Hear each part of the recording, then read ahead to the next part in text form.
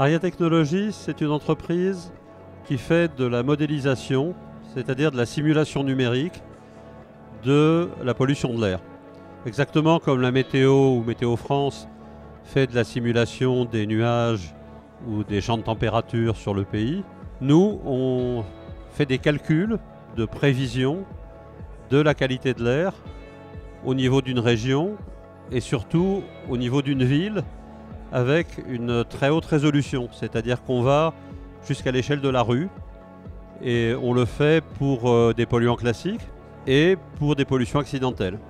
Alors Aria collabore avec Atmosud sur nombre de projets.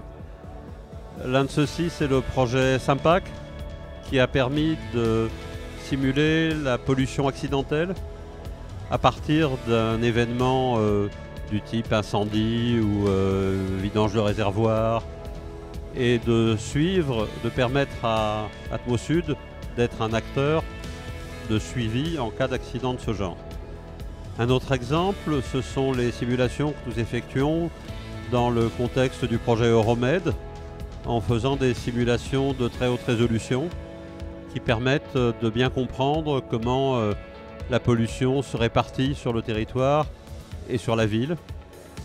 L'utilité de ces simulations, c'est de permettre de piloter l'action. C'est-à-dire que, bien sûr, on a besoin de se connecter à des centaines de capteurs parce que maintenant, les microcapteurs sont d'un prix suffisamment faible pour qu'on puisse en mettre un grand nombre. Mais le fait d'avoir des centaines de données ne vous suffit pas à expliquer les phénomènes et donc à agir. Pour agir, il faut savoir quelles sont les émissions dominantes, quelles sont les sources qui dominent la pollution atmosphérique, comment les différents polluants interagissent entre eux, et c'est là que nous intervenons. En fait, on est la partie intelligence cartographique de système de surveillance de la qualité de l'air.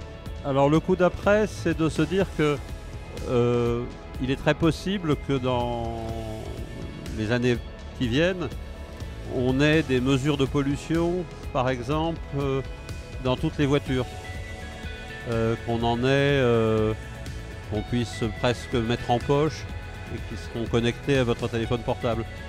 Donc les enjeux de demain, c'est comment on passe à l'échelle, c'est-à-dire comment des organisations d'intérêt public comme Atmosud peuvent exploiter, au lieu d'exploiter quelques dizaines ou quelques centaines de capteurs, qu'on passe à des milliers de points de mesure, et en plus mobiles.